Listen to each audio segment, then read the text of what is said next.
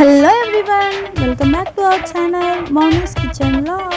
మీరు ఎవరైనా first time ఈ వీడియో చూస్తుంటే లైక్ చేయండి, కామెంట్ చేయండి అండ్ నా ఛానల్ని సబ్స్క్రైబ్ చేసుకోవడం మర్చిపోకండి. అండ్ మీలో ఎంతమందికి కాకరకాయ అంటే ఇష్టం కామెంట్ సెక్షన్లో కామెంట్ చేయండి.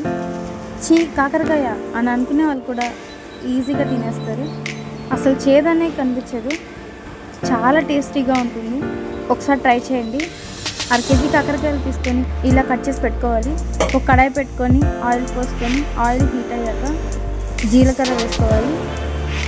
ఇప్పుడు అందులోనే మీడియం సైజు ఉల్లిపాయని చాప్ చేసుకొని వేసుకోవాలి.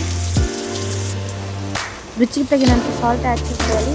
బాగా కలుపుకొని ఉల్లిపాయని బాగా వేసుకున్నాక అందులోనే చిన్నపాయ వేసుకోవాలి. కొంచెం చింతపండుని కూడా యాడ్ చేసుకోవాలి. చిటికెడు పసుపు కూడా యాడ్ చేసుకొని కలుపుకోవాలి. ఉల్లిపాయలు బాగా వేగాక వాటిని మిక్సీ జార్లో తీసుకోవాలి.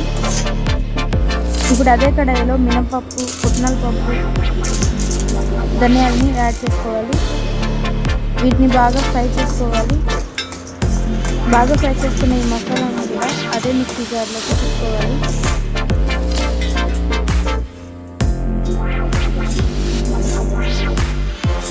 ఇప్పుడు అందులోని 2 టేబుల్ స్పూన్లు కారం యాడ్ చేసుకోవాలి. అండ్ కొంచెం గరం మసాలా కూడా యాడ్ చేసుకోవాలి. అండ్ రుచికి తగ్గ సాల్ట్ కూడా యాడ్ చేసుకోవాలి. ఇప్పుడు అదే కడాయిలో ఆయిల్ బాగా పోసుకొని మనం ముందుగా కట్ చేసుకున్న కాకరకాయని బ్యాచెస్గా ఫ్రై చేసుకోవాలి. గుర్తుపెట్టుకోవాల్సిన ట్రిక్ ఏంటంటే కాకరకాయలు నేర్చుకునేటప్పుడు ఆయిల్ని మీడియం ఫ్లేమ్లో అడ్జస్ట్ చేసుకొని పెట్టుకోవాలి, లేదంటే ఫ్రై అవకాశాలు. సో ఈ కాకరకాయల్ని మంచి గోల్డెన్ లైట్ క్రిస్పీనెస్ వచ్చేంత వరకు ఫ్రై చేసుకోండి. ఒక బ్యాచ్ అయిన తర్వాత ఇంకొక బ్యాచ్ వేసుకొని ఇదే విధంగా ఫ్రై చేసుకోండి. మీకు ఇక్కడ ఆయిల్ సరిపోతే ఇంకొంచెం ఆయిల్ కూడా వేసుకోవచ్చు. మొత్తం కాకరకాయని కూడా ఇలా ఫ్రై చేసుకొని పక్కన పెట్టేసుకోండి. ఇప్పుడు మొత్తం కాకరకాయని అందులోనే వేసుకోండి.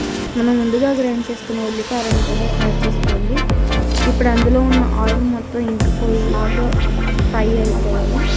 మంటని మీడియం ఫ్లేమ్లో అడ్జస్ట్ చేసుకుంటూ మూత పెట్టుకుంటూ మధ్యలో కలుపుకుంటూ ఆయిల్ సపరేట్ అయ్యేంత వరకు చక్కగా వేయించుకోవాలి. ఆయిల్లో ఎంత బాగా వేయిస్తే అంత రుచి వస్తుంది. కాకరకాయ ఉల్లికారం రెడీ.